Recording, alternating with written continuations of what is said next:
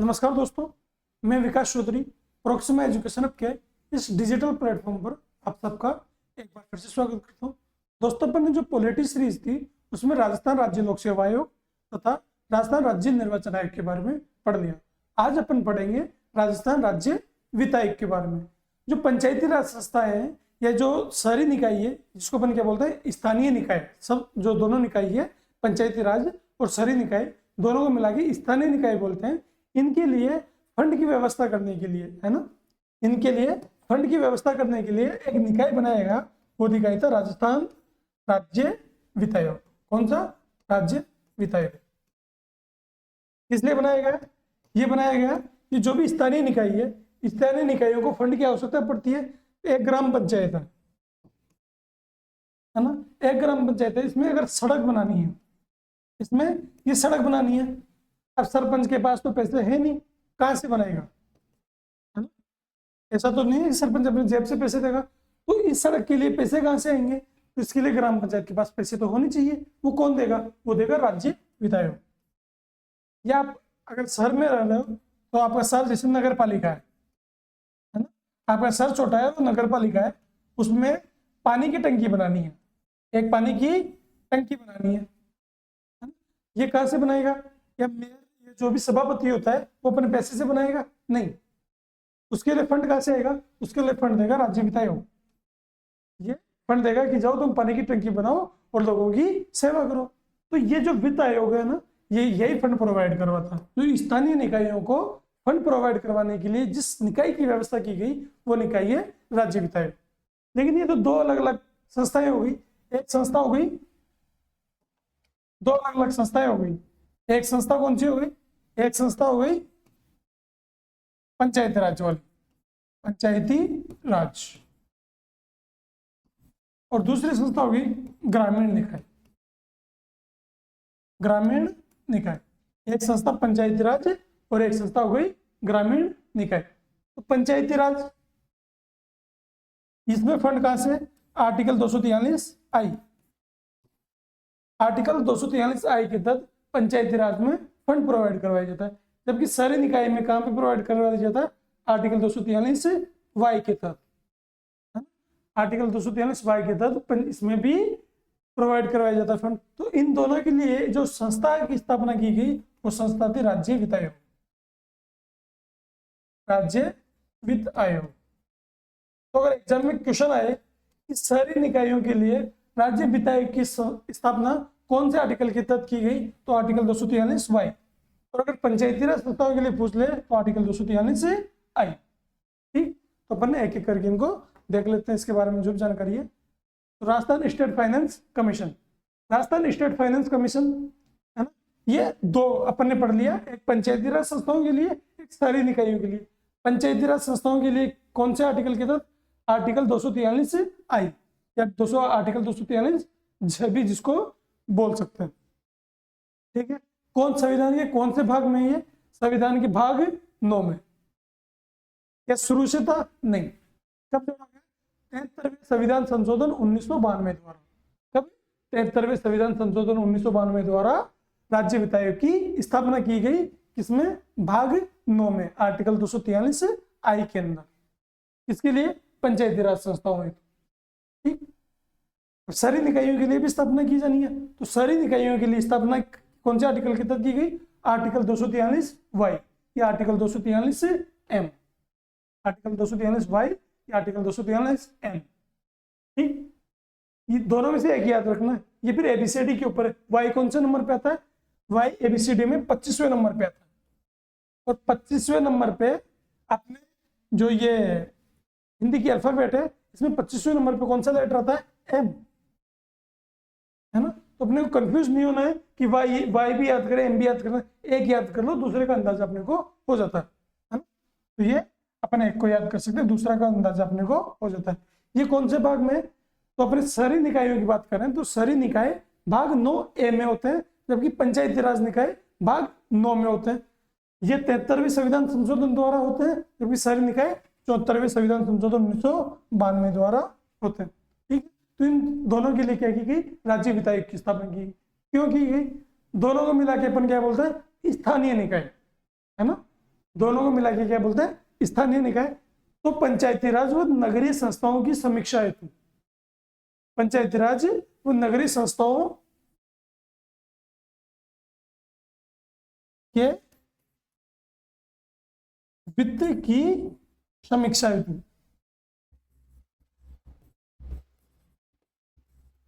क्यों स्थापना की गई इसकी, पंचायती राज व नगरीय संस्थाओं के वित्त की समीक्षा हेतु किसकी स्थापना की गई, राजस्थान राज्य वित्त आयोग की स्थापना की। ठीक बात। राजस्थान राज्य वित्त आयोग, अपन ने राजस्थान निर्वाचन आयोग पढ़ा था। राजस्थान राज्य निर्वाचन आयोग एक बहुत सदस्य निकाय है। क्या ये स्टेटमेंट सही है? नहीं, वहां पर एक ही सदस्य निकाय था। राजस्थान राज्य निर्वाचन आयोग एक सदस्य इकाई है, जबकि राजस्थान राज्य वित्त आयोग एक बहुसदस्य निकाय है। कौन सा? एक बहुसदस्य निकाय है ना। एक अध्यक्ष व अधिकतम 4 सदस्य हो सकते हैं। कितने सदस्य हो सकते हैं? अधिकतम 4 सदस्य हो सकते हैं, है ना। इन सदस्यों की संख्या का निर्धारण कौन करेगा? इन सदस्यों की संख्या का निर्धारण कौन करेगा? राज्यपाल करेगा। ये कितने सदस्य होने चाहिए? एक अध्यक्ष एक प्लस एक सदस्य हो सकता है। एक अध्यक्ष, 2 सदस्य, 3 सदस्य या 4 सदस्य। तो टोटल कितने सदस्य, तो टोटल कितने मेंबर हो गए? इसमें टोटल 5 मेंबर हो सकते हैं। एक अध्यक्ष तथा 4 अन्य सदस्य, तो टोटल मिला के 5 मेंबर इसमें हो सकते हैं। ठीक बात। इसका गठन कौन करता है? राजस्थान राज्य वित्त आयोग का गठन कौन करता है? तो गठन करता है राज्यपाल। कौन गठन करता है? राज्यपाल, है ना। तो गठन किसके द्वारा किया जाता है? गठन किया जाता है राज्यपाल द्वारा। क्या हमेशा करता है? हर साल करता है? नहीं। कब करता है? ये हर 5 साल में करता है। कब? हर 5 साल में ये वित्त आयोग की स्थापना करता है। तो वित्त आयोग का कार्यकाल पूछ ले कि कितना होता है, तो वित्त आयोग का कार्यकाल होता है 5 वर्ष। गठन कौन करता है? राज्यपाल करता है। ठीक। इसके बाद में इसकी नियुक्ति, इसके अध्यक्ष व सदस्यों की नियुक्ति कौन करता है? अध्यक्ष व सदस्यों की नियुक्ति राज्यपाल करता है। क्या स्वविवेक से करता है? नहीं, स्वविवेक से नहीं करता। तो कौन बोल रहा है इसकी स्थापना करने के लिए? इसको स्थापना करने के लिए बोल रहा है मंत्रिपरिषद। तो मंत्रिपरिषद की सलाह से राज्यपाल अध्यक्ष व सदस्यों की नियुक्ति करता है राजस्थान राज्य वित्त आयोग। ठीक। तो हमने देख लिया कि बहुसदस्य निकाय है। गठन कौन करता है? राज्यपाल करता है। नियुक्ति कौन करता है? राज्यपाल करता है। ठीक।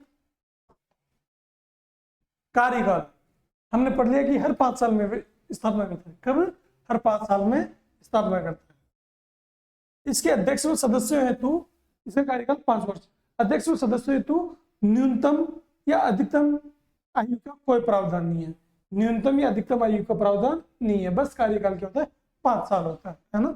ये एक 70 साल का व्यक्ति है, उसको भी राज्य वित्त आयोग में बैठा सकते हो, और एक 30 साल का व्यक्ति, उसको भी राज्य वित्त आयोग में आप बैठा सकते हो। इसकी अधिकतम व न्यूनतम आयु का प्रावधान नहीं है। इसके अलावा योग्यता क्या है? जो 4 सदस्य है ना, उनके लिए योग्यता होनी चाहिए, है ना। उनके लिए क्या योग्यता होनी चाहिए? उसमें से 2 तो न्यायिक पृष्ठभूमि से होनी चाहिए। यानी न्यायिक पृष्ठभूमि, जो वकील हो सकते हैं, जो जज हो सकते हैं, न्यायाधीश हो सकते हैं या वकील हो सकते हैं, तो न्यायिक पृष्ठभूमि से होना चाहिए। इसके अलावा एक लेखा मामलों का विशेषज्ञ होना चाहिए, यानी जिसको अकाउंट्स की जानकारी हो। लेखा मामलों का विशेषज्ञ, क्योंकि बात किसकी कर रहे हैं? वित्त की, फंड की, है ना। उस फंड की डिटेल रखने के लिए एक व्यक्ति का होना चाहिए। वो क्या करेगा? उन लेखा मामलों की जानकारी रखेगा, है ना। तो फंड की जानकारी रखने के लिए एक होना चाहिए लेखा मामलों का विशेषज्ञ, जबकि एक आर्थिक मामलों का विशेषज्ञ होना चाहिए। किसका? इकोनॉमी। इसकी इकोनॉमी का विशेषज्ञ भी होना चाहिए। एक लेखा विशेषज्ञ होना चाहिए, एक इकोनॉमिक एक्सपर्ट होना चाहिए। साथ में 2 जो न्यायिक पृष्ठभूमि से, जुडिशियल से रिलेटेड होने चाहिए। ये सदस्यों की योग्यताएं हैं, है ना, कि ये होना चाहिए। बाकी अध्यक्ष पद, इनमें से एक अध्यक्ष चुन लेंगे, उस अध्यक्ष के लिए कोई प्रावधान नहीं है। ये अध्यक्ष पद हेतु कोई विशेष योग्यता नहीं है, बस उस समाज सेवा का विशेष अनुभव रखता हो, है ना, कि समाज सेवी होना चाहिए, कि समाज की भलाई के बारे में सोचता हो, ऐसा व्यक्ति होना चाहिए। इसके अलावा त्याग पत्र किसको देंगे? यार गठन राज्यपाल कर रहा है, नियुक्ति राज्यपाल दे रहा है, तो त्याग पत्र भी किसको दो? राज्यपाल। तो ये अपना त्याग पत्र किसे देते हैं? अपना त्याग पत्र राज्यपाल को देते हैं। ठीक बात। इसके अलावा हटाने की प्रक्रिया, हटाने की प्रक्रिया क्या है? राज्य मंत्रिपरिषद की अनुशंसा पर कौन हटाएगा? राज्यपाल। हटाने की प्रक्रिया राजस्थान राज्य निर्वाचन आयोग था, उसको हटाने की प्रक्रिया क्या थी? उच्चतम न्यायालय की न्यायाधीश के उच्च न्यायालय की न्यायाधीश के समान, है ना, कि संसद क्या करेगी? महाभियोग लगाएगी और महाभियोग के द्वारा उसको हटाया जाएगा राष्ट्रपति द्वारा, राज्य निर्वाचन जो राजस्थान निर्वाचन आयुक्त था उसको। लेकिन इसको हटाने की प्रक्रिया क्या है? इसको राज्यपाल हटा सकता है। कौन हटा सकता है?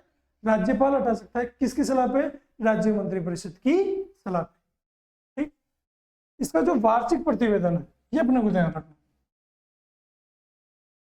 वार्षिक प्रतिवेदन, है ना। तो राज्य वित्त आयोग अपना वार्षिक प्रतिवेदन किसे देगा? वार्षिक प्रतिवेदन राज्यपाल को देगा। वार्षिक प्रतिवेदन राज्यपाल को देगा। वार्षिक प्रतिवेदन क्या होता है?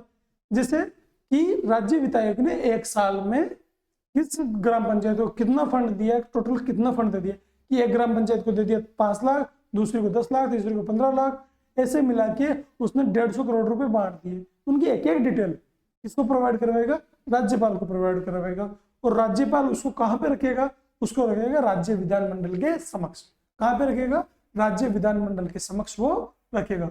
तो वार्षिक प्रतिवेदन राज्यपाल को प्रोवाइड करवाता है और राज्यपाल इसे विधानमंडल के समक्ष रखवाता है। राज्यपाल इसको विधानमंडल के समक्ष रखवाता है। ठीक, तो ये अपनी जो चीजें थी वो यहाँ से कवर हो गई। इसके अलावा राजस्थान राज्य वित्त आयोग के काम क्या क्या है, क्या क्या कार्य है वित्त आयोग के? एक तो फंड प्रोवाइड करवाना इसका विशेष कार्य है। तो क्या है? राजस्थान सरकार को प्राप्त राजस्व आय में से पंचायती राज और नगरीय निकायों को मध्य धन का वितरण, है ना। ये राजस्थान मतलब इनको भी फंड चाहिए, जो स्थानीय निकाय है इनको फंड चाहिए, वो कहाँ से देगा? कि राज्य आयोग है ना, ये राजस्थान सरकार, इसको प्राप्त कुल राजस्व में से इसको राजस्व कहाँ से प्राप्त हो रहा है? टैक्स मिल गया, सेंटर से टैक्स मिल जाता है, साथ में कुछ मेले वगैरह लगते हैं उनसे टैक्स मिल जाता है ना। बहुत सारे इनकम टैक्स जो SGST है, ये SGST होती है, स्टेट GST, उससे मिल जाएगा, है ना। और बहुत सारी भी आय के स्रोत होते हैं, वहां से राजस्थान की सरकार के पास क्या आ जाएगी? आय आ जाएगी। उस आय में से कुछ हिस्सा स्थानीय निकायों को भी देगा। तो उनका बंटवारा कौन करता है? ये राज्य वित्त आयोग करता है। तो राज्य सरकार को प्राप्त राजस्व आय में से पंचायती राज व नगरीय निकायों के मध्य धन का वितरण कौन करेगा? ये राज्य वित्त आयोग का कार्य है। इसके अलावा स्थानीय निकायों द्वारा कौन कौन से कर, चुंगी, टोल, शुल्क वसूल किया जाना चाहिए की सिफारिश करना, है ना। कि ये एक ग्राम पंचायत है, जैसे एक ग्राम पंचायत है A, इसको राज्य वित्त आयोग सिफारिश कर सकता है कि आप कौन कौन सा टैक्स ले सकते हो, है ना। कि ऐसा करो, आप टैक्स ले सकते हो। कौन सा? कि आपकी ग्राम पंचायत में कोई रोड बनी हुई है, एक सड़क बनी हुई है ना। ओवरलोडेड ट्रक जा रहे हैं, तो आप इनसे एक ट्रक से 100 रुपए वसूल कर सकते हो एक चक्कर के। ठीक, इसके अलावा गांव में मेले लग रहे हैं, है ना। कोई मंदिर है तो मंदिर के पास में मेले लगते हैं, तो इस मेले में जो दुकानें लगेगी, इस मंदिर में जो भी दुकान लगेगी उनसे क्या ले लो? आप पैसे ले लो। ऐसे भी 100 रुपए एक दुकान से ले लिए एक दिन के, ये हो गया, है ना। इसके अलावा आपके गांव के अंदर कोई दुकान खोलना चाहता है ना, आपके गांव के अंदर कोई जगह है वो दुकान खोलना चाहता है, तो उसके लिए भी आप टैक्स ले सकते हो ना। बहुत सारी चीजें हैं जहाँ से आप टैक्स ले सकते हो। या ग्राम पंचायत में अनुदान की भी होती है, इसको अपन क्या बोलते हैं? निजी आय। ग्राम पंचायत में एक चीज होती है निजी आय, ग्राम पंचायत में क्या होती है? निजी आय। ये कहां से आएगी? कोई भी व्यक्ति आया, अपना काम करवाने आया, उस काम की कुछ फीस ली जा सकती है ना, उसकी रसीद काट के दी जा सकती है, उसको बोलते हैं निजी आय। तो यहाँ से भी इन सब की सिफारिश कौन करता है? इन सब की सिफारिश करता है राज्य वित्त आयोग। कौन? राज्य वित्त आयोग इन सब की सिफारिश करता है। ठीक है, तो स्थानीय निकायों द्वारा कौन कौन से कर, चुंगी, टोल या शुल्क वसूल किया जा सकता है, इसकी सिफारिश कौन करता है? राज्य वित्त आयोग करता है। राज्य की संचय निधि में से कितना अनुदान स्थानीय निकायों को दिया जाए, इसकी सिफारिश करना। जरूरी नहीं सरकार के पास कुल टैक्स ही आए उसमें से पैसे दे, राज्य में कुछ संचय निधि है ना, उसमें से भी पैसे दिए जा सकते हैं। तो राज्य की संचय निधि से कितने पैसे स्थानीय निकायों को दिए जा सकते हैं, इसकी सिफारिश कौन करता है? ये राज्य वित्त आयोग करता है।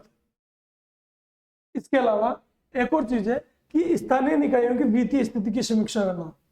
स्थानीय निकायों की वित्तीय स्थिति की समीक्षा भी टाइम टाइम पे करते रहता है कि इनके पास कितने पैसे पड़े हुए हैं, कितने नहीं पड़े हुए, यानी इनकी जो ऑडिट होती है अंकेक्षण, वो भी राज्य वित्त आयोग करवा लेता है। केंद्र और राज्यों के मध्य वित्तीय संबंधों की मध्यस्थता करना, है ना, इस सेंटर से कितना पैसा राज्य को आएगा, इसकी जो समीक्षा करता है, इन दोनों के मध्य जो इनके संबंधों की समीक्षा करने के लिए, मध्यस्थता करने के लिए जो जिम्मेदार है वह है राज्य वित्त आयोग, है ना। केंद्र और राज्य के मध्य वित्त मामलों में कौन काम करता है? राज्य वित्त आयोग काम करता है। राज्यपाल द्वारा कोई भी काम सौंपे जाएंगे ना अलग से, उन कामों को भी राज्य वित्त आयोग करेगा। तो आप इनको याद रख लेना, है ना, ठीक है। बाकी समझने के लिए अपन ने समझ लिया, बाकी ये रट्टा मारना है इनको, ठीक।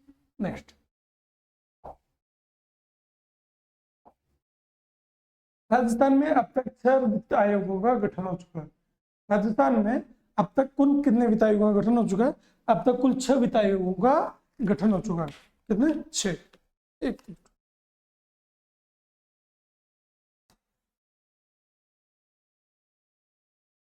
प्रथम राज्य वित्त आयोग का जब गठन हुआ, प्रथम राज्य वित्त आयोग का गठन हुआ 24 अप्रैल 1994। प्रथम राज्य वित्त आयोग का गठन हुआ 24 अप्रैल 1994 और 1 अप्रैल 1995 से इसने कार्य प्रारंभ किया। 1 अप्रैल 1995 से कार्य प्रारंभ किया। अध्यक्ष बनाए गए कृष्ण कुमार गोयल, के गोयल, है ना। तो 1 अप्रैल 1995 से कार्य प्रारंभ किया और अध्यक्ष बनाए गए के गोयल। एक चीज और याद रखना, वित्त आयोग है, वित्त आयोग है,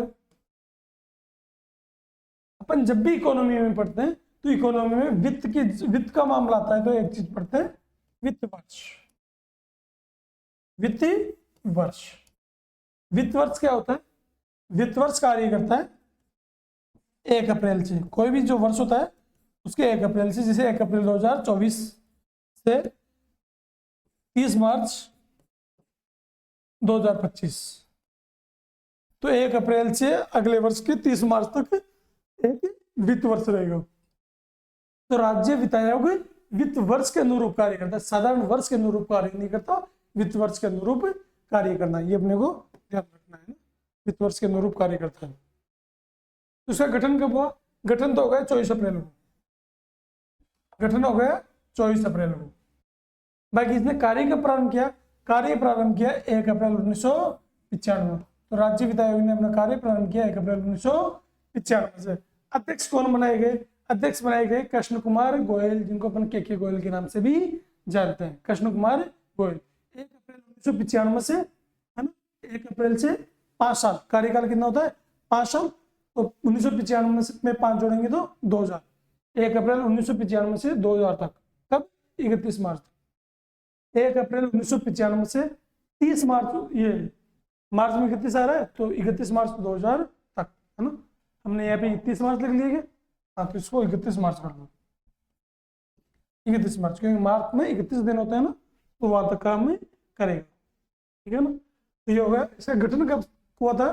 24 अप्रैल 1994 को गठन हुआ, 1 अप्रैल 1995 से कार्य प्रारंभ कर दिया, है ना। अध्यक्ष कृष्ण कुमार गोयल, कार्यकाल 1 अप्रैल 1995 से 30 मार्च सन 2000 तक, ठीक। अब बात सुनो,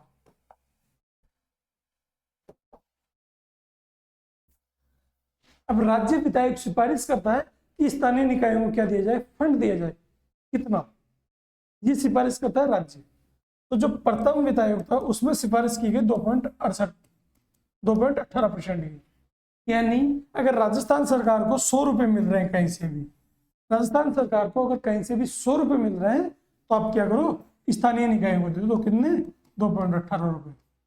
2.18 रुपए स्थानीय निकायों को दे दो। अगर राजस्थान सरकार को 100 रुपए प्राप्त हो रहे हैं तो 2.18 रुपए स्थानीय निकायों को दे दो, ठीक।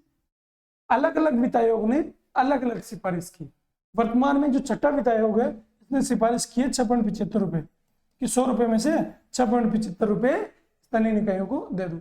5वां वित्त आयोग था, उसने सिफारिश की थी 7.142, है ना, 7.142, है ना। तो ये ध्यान रखना है कि 100 रुपए में से 7.142 ये पांचवें वित्तायोग की सिफारिश है। ठीक, तो अपने को पहले वित्तायोग और छठे वित्तायोग की ध्यान में रखनी है, बाकी स्टेटमेंट के रूप में और पूछ सकता है, तो उसकी टाइमलाइन हमने बना ली है। तो इसकी कितनी ये याद रखना है, राज्य के शुद्ध कर राजस्व का 2.18%, राज्य के शुद्ध कर राजस्व का 2.18% स्थानीय निकायों को दिया जाएगा। ये सिफारिश की थी किसने, प्रथम राज्य वित्त आयोग ने। ठीक, इसके बाद में ये परसेंटेज लाइन, जो परसेंटेज लाइन है वो कि समय समय पर कौन से वित्त आयोग ने, अब तक 6 वित्त आयोग का गठन हो चुका है, 6 वित्त आयोग ने अलग अलग सिफारिश की। एक वित्त आयोग 2.18 के बारे में बताता है, एक वित्त आयोग 2.25, 3.50, 5%, है ना। इसके अलावा 7.18%, 6.75%। तो प्रथम वित्त आयोग ने सिफारिश की कितनी, 2.18%। तो ये ध्यान रखना है क्योंकि एग्जाम में पूछ लिया जाता है, 2.18%, ये डायरेक्ट पूछ लिया जाता है। प्रथम वित्त आयोग का कार्यकाल 1995 से 2000, 1995 से 31 मार्च सन 2000। सेकंड 2000 से 2005, 1 अप्रैल 2005, 1 अप्रैल सन 2000 से 31 मार्च 2005। तो इसमें कितनी, 2.25%।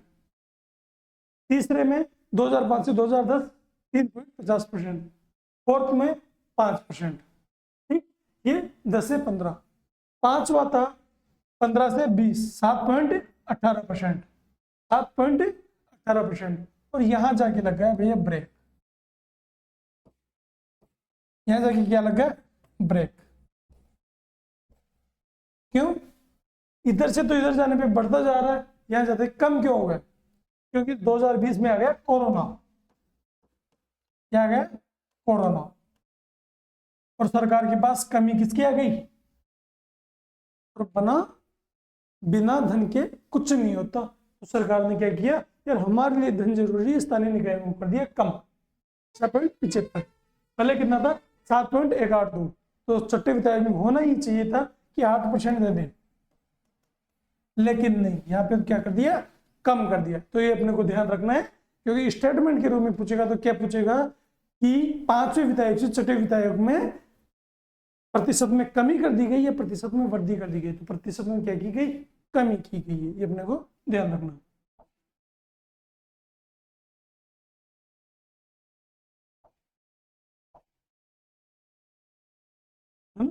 ये अपने को ध्यान रखना है कि इसमें कमी की गई। तो किस वजह से कमी की गई, ये की गई कोरोना की वजह से कमी, है ना, कोरोना की वजह से कमी की गई थी।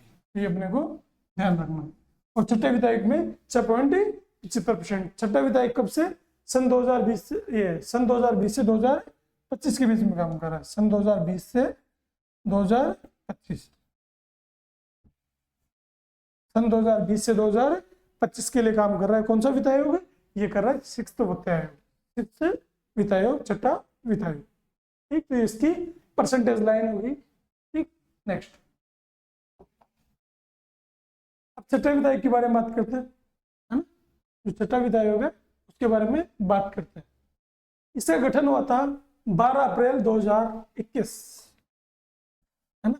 ये पूरी तरह इंपॉर्टेंट है क्योंकि न्यूनतम वित्त आयोग कौन सा है, छठा वित्त आयोग ही न्यूनतम वित्त आयोग है, और जो प्रेजेंट में चल रहा है वही सबसे ज्यादा इंपॉर्टेंट है। तो ये इंपॉर्टेंट है, 12 अप्रैल 2021 को इसकी स्थापना हुई थी, जबकि इसका कार्यकाल, सबकी स्थापना पहले हो जाती थी, कार्यकाल बाद में शुरू होता था।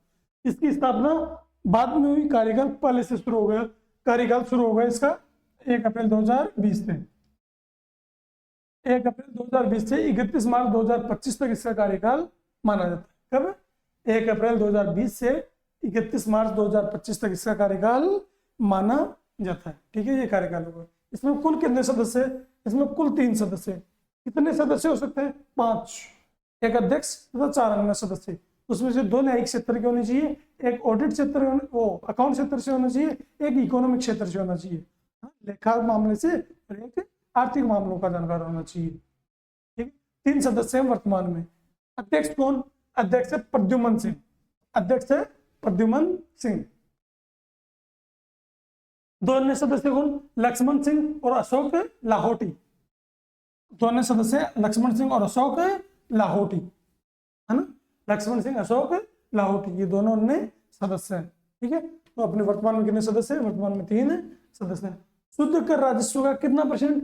शुद्ध कर राजस्व का 6.75%। शुद्ध कर राजस्व का कितना? 6.75%। ये जैसे राजस्थान सरकार को कितने मिले? राजस्थान सरकार को 100 रुपये मिले।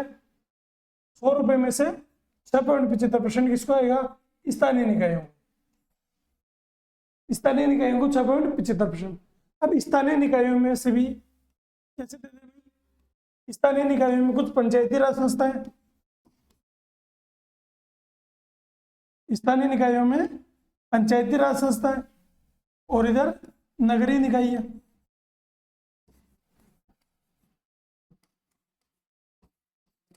है ना, किसको कितना पैसा दे?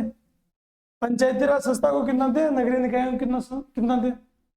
फिर इन्होंने बोला कि यार जनसंख्या की रिपोर्ट को आधार बना लो ना, कि शहर में कितने लोग रहते हैं, गांव में कितने लोग रहते हैं।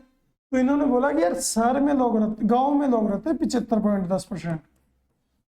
अपन जब जनसंख्या पढ़ेंगे तो जनसंख्या में देखेंगे कि 75.10% लोग गाँव में रहते हैं 2011 की जनसंख्या के आधार पर, और 24.90% लोग किसमें रहते हैं? शहरों में रहते हैं। तो इसी को आधार बना लो। तो 6.75% में से 75.10% तो किसको देगा? पंचायती राज संस्थाओं को देगा, है ना। और इसमें से भी 24.90% किसको देगा? नगरीय निकायों को। अब नगरीय निकाय तो अलग अलग होते हैं ना, नगर पालिका, नगर परिषद, नगर निगम, है ना। तो उनके लिए भी अलग अलग डिस्ट्रीब्यूशन है, वो अपने को याद नहीं करना क्योंकि एग्जाम में पूछा नहीं जाता। पूछा कौन सा जाता है? ये पंचायती राज में, कि पंचायती राज में डिस्ट्रीब्यूशन किस प्रकार से है। एक है ग्राम पंचायत, है ना, एक होती है पंचायत समिति, एक होती है जिला परिषद। ग्रास रूट पे कौन सी है? जो मूल इकाई है वो है ग्राम पंचायत। मूल इकाई है ग्राम पंचायत, तो ग्राम पंचायत को दे दो 75%। किसको? अब ये 75.10% आए, इसको अपन मान लेते हैं 100 रुपए के बराबर। इसको हमने 100 रुपए के बराबर मान लिया। तो अगर इसको हमने 100 रुपए के बराबर मान लिया तो इसमें से 75 रुपए किसको देंगे? ग्राम पंचायत को। पंचायत समिति को कितने? 20% पैसे, 20 रुपए पंचायत समिति को। और जिला परिषद को कितने? 5%। जिला परिषद को कितने? 5%। तो ये तरीका होगा पंचायती राज संस्थाओं में विभाजित करने का। इसके अलावा हमें जो एक और चीज याद रखनी है कि इस वित्त आयोग में क्या किया गया? इस वित्त आयोग में यह काम किया गया कि जैसे अगर कोई भी एक निकाय उसको 100 रुपए प्राप्त हो गए, जैसे एक ग्राम पंचायत है ए, है ना, एक ग्राम पंचायत है ए, इसको अगर 100 रुपए प्राप्त हो गए, एक ग्राम पंचायत है ए, इसको अगर 100 रुपए प्राप्त हो गए, इसमें से 55 रुपए तो खर्च करने पड़ेंगे इसको। किस पे? 55 रुपए मूलभूत कार्यों पे। किस पे? मूलभूत कार्यों पे, कि कोई भी सड़क बनवा दी, पेयजल की व्यवस्था कर दी, साफ सफाई की व्यवस्था कर दी, तो 55 रुपए मूलभूत कार्यों पे। किस पे? मूलभूत कार्य। इसके अलावा 55% रुपये, 40% रुपए किस पे खर्च करने पड़ेंगे? राजस्थान सरकार ने कोई भी एक स्कीम बना दी, राजस्थान सरकार ने या भारत सरकार ने कोई एक स्कीम बना दी, एक योजना बना दी, तो उन योजनाओं पे खर्च। तो ये होगा योजना खर्च, है ना, योजना खर्च। तो इसको अपन बोलेंगे कि केंद्र व राज्य सरकार द्वारा संचालित महत्वपूर्ण योजनाओं पर खर्च, है ना। जैसे कोई भी एक योजना बना दी, अन्नपूर्णा योजना चल रही है, अगर किसी ग्राम पंचायत में अन्नपूर्णा योजना चल रही है, उसमें भी यहाँ से खर्च करना पड़ेगा। तो योजना विशेष के लिए खर्च चाहिए। और 5% कोई अन्य जो कार्यक्रम आयोजित करवाए जाएंगे उनके लिए, है ना, क्योंकि बीच बीच में कार्यक्रम आयोजित करवाए जाते हैं गवर्नमेंट द्वारा। जैसे गवर्नमेंट ने अभी हरियाली तीज के अवसर पर, गवर्नमेंट ने हरियाली तीज के अवसर पे एक कार्यक्रम चलाया, हरियाणो राजस्थान कार्यक्रम। कौन सा? हरियाणो राजस्थान कार्यक्रम। ग्राम पंचायतों को भी टारगेट दिए गए कि एक ग्राम पंचायत में 1100 पौधे लगाने। एक ग्राम पंचायत में कितने पौधे लगाने? 1100 पौधे लगाने। अब न तो सरपंच के पास पैसे हैं, न ग्राम विकास अधिकारी के पास पैसे हैं। 1100 पेड़ कहां से लगा देगा भाई, है ना। तो उसके लिए पैसे चाहिए, इसमें से नहीं निकाल सकते, इसमें से नहीं निकाल सकते। क्यों? क्योंकि ये तो कार्यक्रम है, योजना थोड़ी है, मूलभूत विकास कार्य पे नहीं हुआ। तो ये 5% अलग से दिया गया है ना, यहां से खर्च करेंगे हम कौन से, हरियाणा और राजस्थान के लिए पैसे। तो ये हो गया कौन सा, ये हो गया अपने अन्य कार्यों के लिए, जो अन्य कार्यक्रम होते हैं उनके लिए। ठीक है, तो अपन इसको समझ लो। कुल शुद्ध कर राजस्व का 6.75% किसको जाएगा, स्थानीय निकायों को। इसमें से पंचायती राज संस्थाओं की ना 75.10%, पंचायती राज संस्थाओं को कितना जाएगा 75.10%, जबकि नगरीय संस्थाओं कितना जाएगा 24.90%, है ना। नगरीय संस्थाओं को ना 24.90%। अब पंचायती राज में भी ग्राम पंचायत को 75%, पंचायत समिति को 20%, जिला परिषद को 5%। समझ सको तो समझ लो, नहीं समझ में आए तो रट्टा मारो, एग्जाम में क्वेश्चन आएगा, है ना। समझना हो तो समझ लो, नहीं तो रट्टा मार दो। ग्राम पंचायत को 75, पंचायत समिति को 20 और जिला परिषद को 5%। ठीक है, और यहाँ पर नगरीय निकाय को 24.90%, 6.75 का। ठीक बात। नेक्स्ट, ये योजनाओं में प्राप्त अनुदान का, कोई भी योजना में प्राप्त अनुदान है तो उसकी 55% राशि कहाँ पे, मूलभूत एवं विकास कार्यों पे।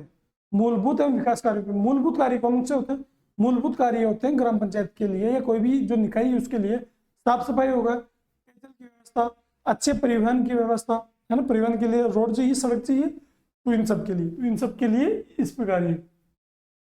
40% कार्य राष्ट्रीय व राज्य प्राथमिकता वाली योजनाओं के लिए, जैसे अन्नपूर्णा योजना हो गई या कोई भी आवास योजना हो गई, है ना, उन सब के लिए 40% राशि यहाँ से प्रोवाइड करवाई जाएगी। 5% राशि विभिन्न कार्यों एवं कार्यक्रमों के क्रियान्वयन के लिए, विभिन्न कार्यों एवं कार्यक्रमों के क्रियान्वयन के लिए, जैसे राज्यपाल महोदय आ गए तो उनके लिए भी कुछ कर सकते हैं, है ना। और जैसे हरियाणा और राजस्थान बहुत सारी स्कीम लागू करती रहती है कि प्रशासन गाँव के संघ अभियान, इनके लिए कैंप लगाओ, तो उन कैंपों के लिए, कैंपों में पैसे तो लगेंगे, वो पैसे कहाँ से लाए, तो उस पैसे की व्यवस्था 5% फंड से की जाती है। ये सब मेरे को अच्छे से पता है क्योंकि मैं एक ग्राम विकास अधिकारी हूँ और ग्राम पंचायत लेवल पे मेरे को ये काम देखने होते हैं। तो ये सब, ये फंड की मेरे पास अधिकारी तो होती है, इसका मैं ट्रस्टी हूँ, तो मेरे को इस फंड को देखना होता है कि कौन सा फंड कहाँ से यूज किया जाएगा। ठीक है,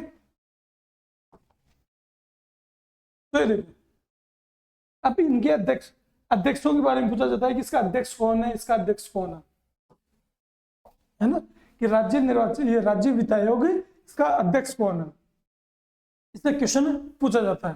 तो अपन उसको कैसे याद रखेंगे, धर्मेंद्र को जानते हो, एक्टर धर्मेंद्र, उनकी पत्नी है हेमा मालिनी, है ना, धर्मेंद्र की पत्नी हेमा मालिनी। बात सन 2000 के आसपास की है कि सभी एक्टर क्या कर रहे थे, जो बड़ी स्थिति वो कांग्रेस ज्वाइन कर रहे थे। धर्मेंद्र ने लगाया दिमाग और धर्मेंद्र ने हेमा मालिनी जी को कहा कि गो हेमा, कि गो यानी जाओ हेमा बीजेपी ज्वाइन करो, क्या करो, जाओ हेमा बीजेपी ज्वाइन करो। तो हेमा को हमने हीमा पढ़ लिया कि जाओ हेमा बीजेपी ज्वाइन करो, तो जाओ वो क्या कर दिया, गो हीमा बीजेपी, क्या करो, बीजेपी ज्वाइन करो, गो हीमा बीजेपी ज्वाइन करो। आप अगर डायरेक्ट याद कर सकते हो बहुत अच्छी बात है, लेकिन अगर नहीं कर सकते तो ये छोटे छोटे सिनोनिम्स होते हैं, ये बनाना कि अपने को याद कर लेने होते हैं ना, सिनॉप्सिस से अपने को चीजें जल्दी याद हो जाती है बस। तो गो हीमा बीजेपी, गो से क्या आएगा, गोयल, के गोयल, कृष्ण कुमार गोयल प्रथम अध्यक्ष। इससे क्या आएगा, हीरालाल देवपुरा, इसे हीरालाल देवपुरा।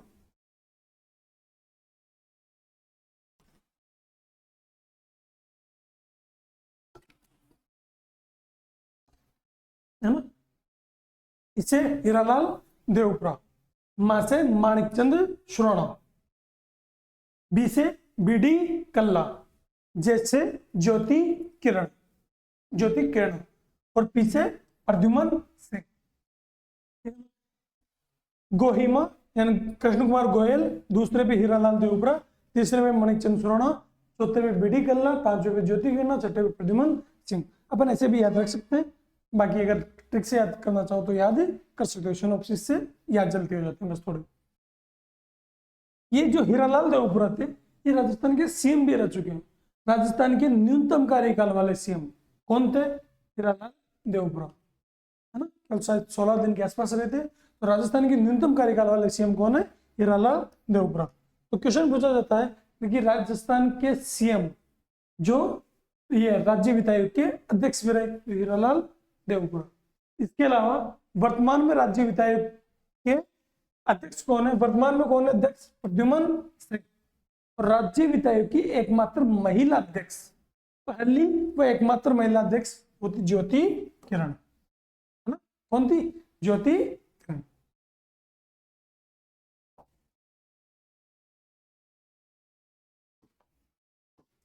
तो ये अपना राज्य वित्त आयोग कंप्लीट हो चुका है। कौन सा? राज्य वित्त आयोग कंप्लीट हो चुका है। हमने 3 आयोग कंप्लीट कर लिए, एक लोक सेवा आयोग कंप्लीट कर लिया, एक निर्वाचन राज्य निर्वाचन आयोग कंप्लीट कर लिया, और एक आज अपना राज्य वित्त आयोग कंप्लीट हो चुका। अब राज्य महिला आयोग के बारे में अपन पढ़ लेंगे।